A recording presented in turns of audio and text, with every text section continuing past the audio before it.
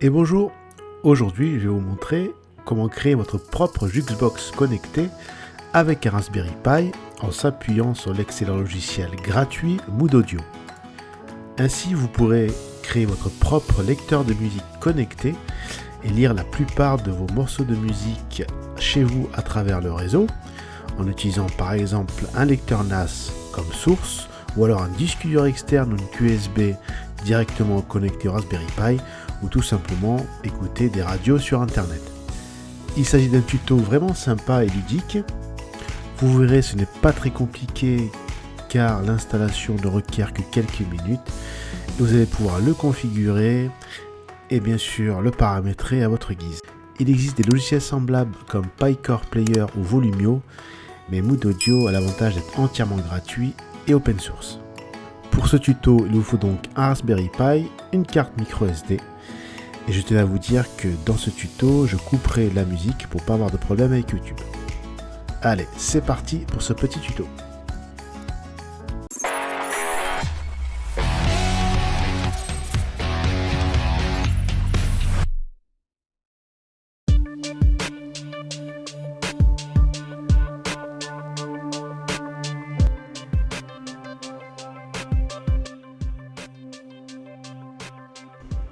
Dans cette première étape, on va procéder au téléchargement du logiciel Mood Audio. Vous trouverez comme d'habitude tous les liens en description pour le logiciel qui sont nécessaires à ce tuto. Donc je me rends sur le site Mood Audio, moodaudio.org, et je tombe sur le site avec une présentation sommaire de ce logiciel, The Wonderful Raspberry Pi Family. Donc c'est un audiophile quality music playback pour le Raspberry. En ce moment, la version 8.1.2. Donc on voit tous les features, toutes les possibilités de Mood Audio sur la première page. On a deux choix d'installation, on y reviendra après. Et on voit qu'il gère le playback, les playlists, le multiroom à la manière du système Sonos et le Bluetooth. Nous on va prendre la version 8.1.2 64 bits. Si vous avez un Raspberry Pi 3, 4 par exemple. Vous pouvez prendre aussi la version Legacy pour tous les Raspberry, tous les modèles de Raspberry compatibles. Donc je clique sur la version 64 bits et je télécharge le logiciel. Une fois téléchargé, il va falloir le flasher sur une carte micro SD. Pour cela, je vais télécharger le logiciel Balena Etcher. Idem, vous trouverez le lien en description. Et on va télécharger la version ici pour Windows, car j'utilise un ordinateur sous Windows. Vous verrez qu'il y a aussi une version pour Mac. Donc je télécharge Balena Etcher qui va me permettre de flasher Mood Audio sur la carte micro SD. Une fois Balena Etcher téléchargé, je le lance et je procède à l'installation très rapide. Ça dure que quelques secondes. J'accepte le contrat, je fais suivant. Alors là, en quelques secondes, j'ai l'icône sur le bureau et je lance Balena Etcher.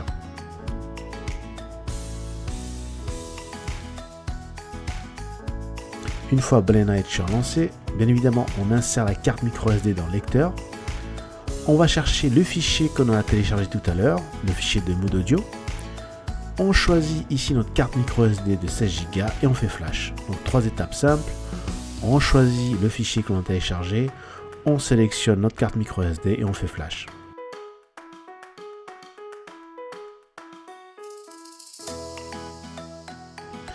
Donc ici ça dure environ 2-3 minutes, mais pour le bien de la vidéo, je vais accélérer le processus et on se retrouve à la fin du flashage de la carte micro SD. Donc 2-3 minutes après, le processus est terminé et voilà, j'ai Mood Audio qui est complètement flashé et installé sur ma carte micro SD. On a fait le plus dur, vous voyez, ce n'est pas très compliqué. On retire la carte micro SD, on l'insère dans le Raspberry Pi, on branche le Raspberry Pi au réseau de votre box et on démarre le Raspberry Pi. Maintenant, il nous faut télécharger Advanced IP Scanner qui va nous permettre de scanner notre réseau et de trouver l'adresse IP de notre Raspberry Pi. Ici, je télécharge la version gratuite d'Advanced IP Scanner et une fois téléchargé, je lance en faisant exécuter et j'ai le choix, soit je l'installe, comme ici, donc là je fais précédent, soit je exécute. Donc ici pour ma part je vais juste exécuter, car je l'utilisais qu'une fois et je fais suivant. J'accepte le contrat et je refais encore exécuter. Ici il ne reste plus qu'à cliquer sur analyser, il va me scanner tous les périphériques du réseau et je vois d'emblée, voilà, j'ai déjà repéré Mood. Voilà, Mood avec l'adresse IP 192.168.1.43 qui correspond à mon Mood Player. Là, je peux faire arrêter et fermer le logiciel. Maintenant, vous lancez le navigateur de votre choix. Ici, je prends par exemple Brave et je tape l'adresse IP 192.168.1.43 qui correspondait à l'adresse IP de mon Mood Player. Et voilà, on arrive sur l'interface de Mood Player. Une interface assez sympathique avec sur votre gauche toutes les sources, ça on y reviendra après. Ici par défaut on a déjà quelques radios de rentrée, voilà, on peut cliquer dessus et ça y est la radio, mais ce qui est important c'est le petit M tout en haut à droite qui correspond au menu. Vous avez configure et préférences qui sont les deux items les plus importants. On va y revenir aussi tout à l'heure pour voir comment configurer tout ça. Procédons maintenant à sa configuration. Donc je vais dans le petit M et je vais cliquer sur préférences. Préférences, ça correspond à toutes les modifications qui concernent l'apparence de votre lecteur. Donc le choix des couleurs de fond, le choix des couleurs des polices, la taille des polices, etc. etc. Donc vous choisissez ce que vous voulez comme type de couleur, comme type de skin. Vous faites update et instantanément votre lecteur, voilà, va changer de couleur et d'aspect. Voilà, c'est des modifications succinctes, mais assez sympathiques pour rendre votre player un peu plus sympa. J'ai oublié de vous dire que Mood Player est accessible via n'importe quel navigateur, un PC, un Mac, un smartphone, un iPad, une tablette Android. Donc l'avantage de ce logiciel Mood Audio, c'est qu'il est pilotable à partir de n'importe quel browser, n'importe quel navigateur, ce qui en fait sa force. Donc configuration settings, vous avez plusieurs aspects, library, audio, network, system, MPD, clock radio par exemple, etc. et multiroom. On va pas tout faire dans ce tuto, on va voir les aspects principaux. Mais retenez que le plus important, ça va être library, audio, network et system, les 4 premières, et multiroom si jamais vous faites du multiroom. Notez au passage clock radio pour en faire un petit réveil matin.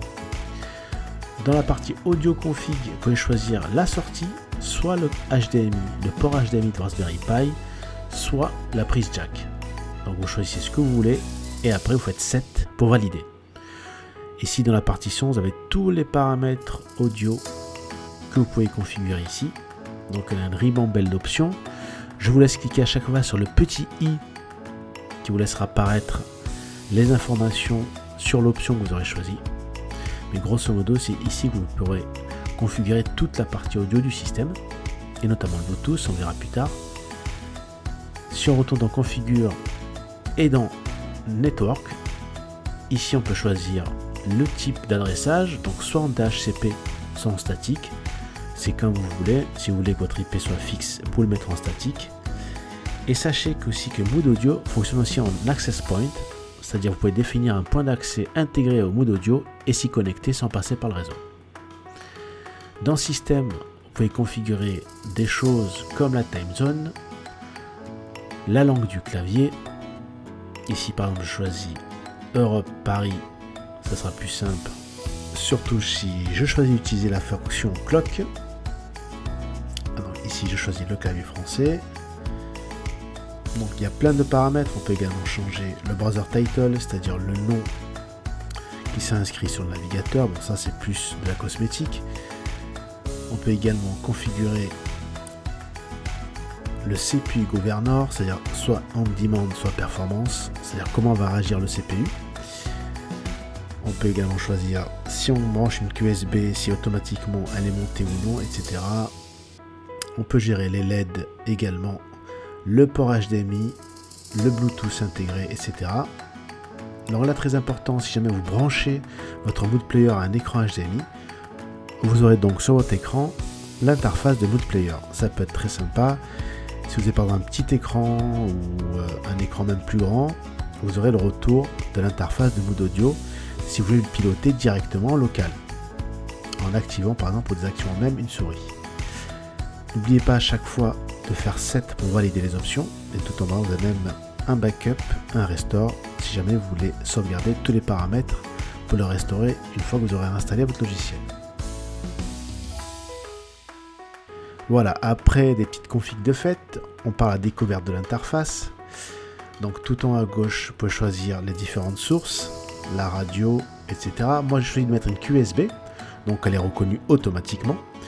J'ai mis quelques musiques sans prétention, et sur ma QSB, j'ai par exemple un album de Stevie Wonder, et je peux directement lire, et ça va jouer, et donc sortir ici sur la prise jack de mon Raspberry Pi. Ici par défaut le volume est à 0 pour la première fois, donc n'oubliez pas de l'augmenter. C'est une sorte de sécurité. Voilà, juste une fois, augmenter le son. Donc tout en haut j'ai la timeline, donc la musique qui se déroule, et en bas j'ai le contrôle du volume. Sur le côté droit j'ai le cover, en cliquant dessus je peux revenir à ma librairie, et par exemple choisir une autre musique, ou mettre en queue d'autres musiques, ou carrément un répertoire entier. Si je fais ici bouton droit et add, ça va ajouter toute ma clé USB dans la queue list, et je pourrai donc naviguer avec les touches avant et recul pour sauter d'une musique à l'autre.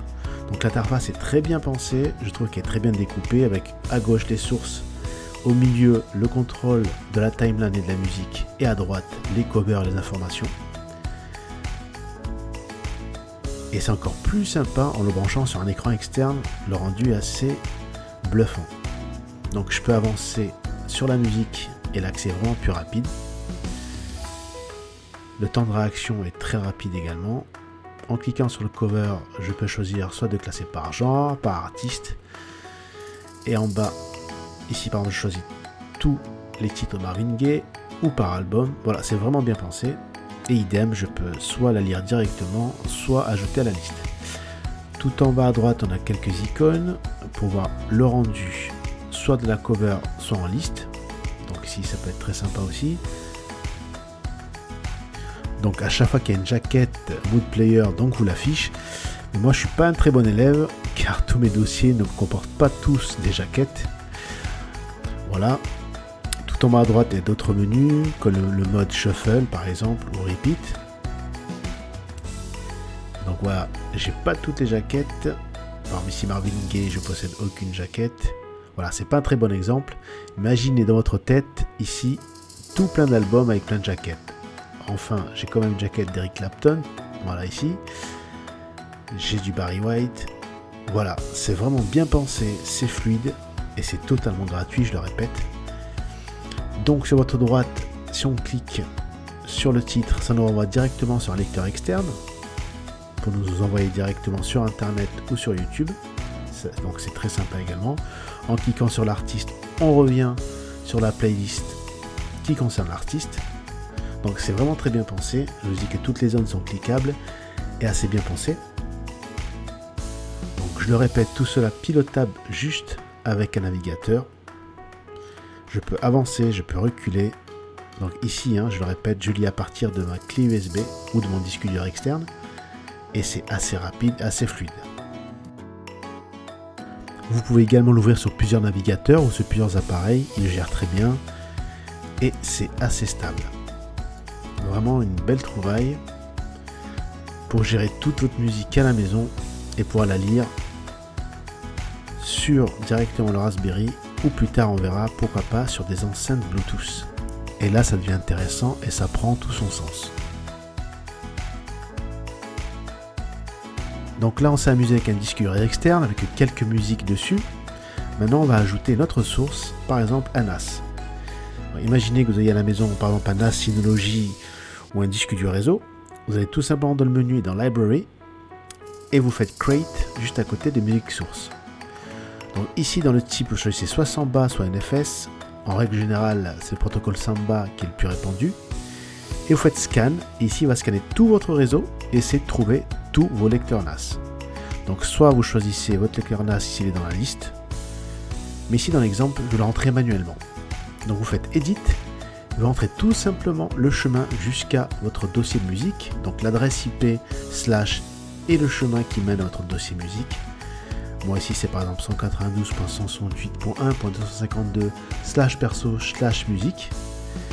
Vous mettez bien évidemment le nom d'utilisateur et le mot de passe pour accéder à votre NAS ou votre disque dur réseau. Vous mettez un petit nom sympa et vous faites save. Voilà, en quelques clics, on a rajouté un dossier avec le protocole Samba et il est configuré directement dans Mood Audio. Si on revient en arrière et si on retourne dans la librairie, en cliquant ici par exemple sur la jaquette, je vais dans Folder, je vais me retrouver donc avec mon disque dur USB et NAS vient d'apparaître. Donc là, il y a un dedans, c'est tout à fait normal. Il faut aller dans le petit menu et faire Update Library. À chaque fois que vous rajoutez de la musique, vous faites Update Library afin qu'il régénère toute la liste.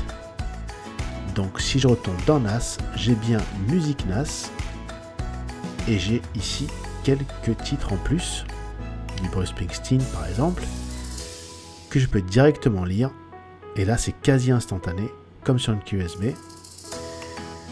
Donc je peux également augmenter le son sans problème, avancer dans la timeline, c'est très réactif.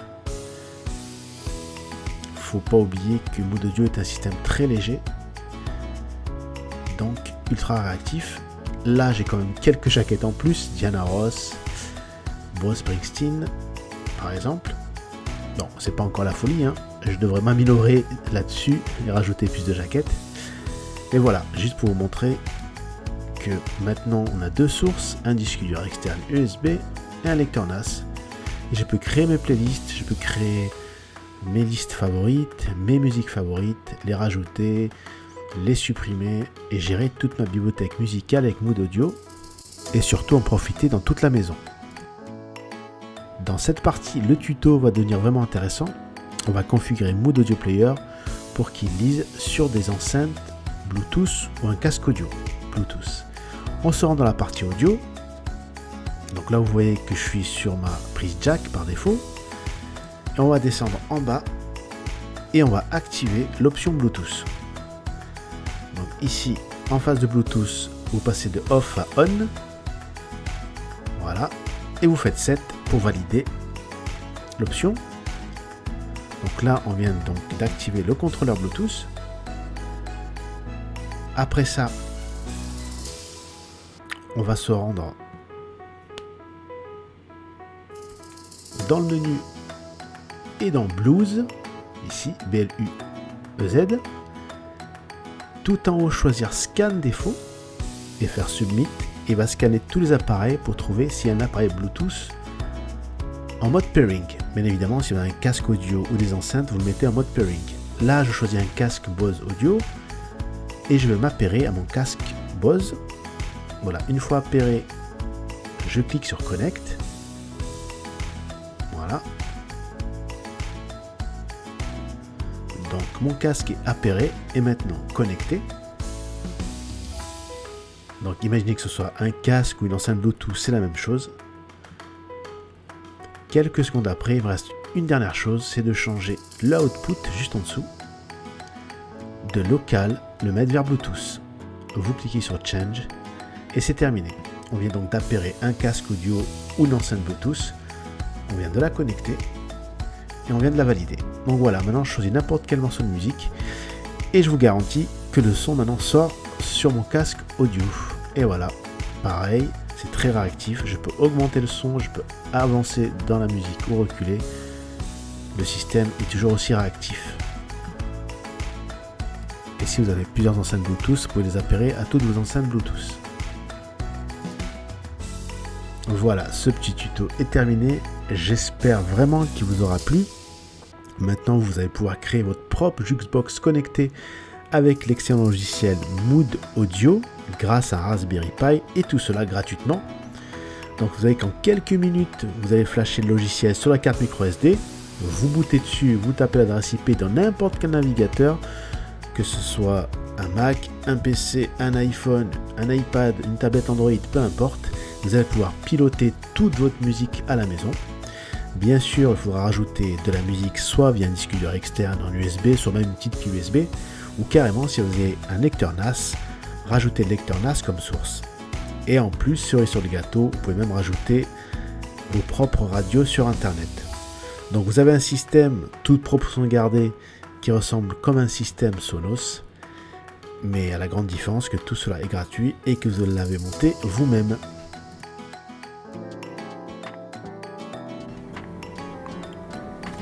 N'oubliez pas de laisser un pouce bleu si la vidéo vous a plu, de vous abonner si ce n'est pas encore fait, et d'activer la cloche de notification pour ne rater aucune de mes vidéos. Merci et à bientôt pour une prochaine vidéo.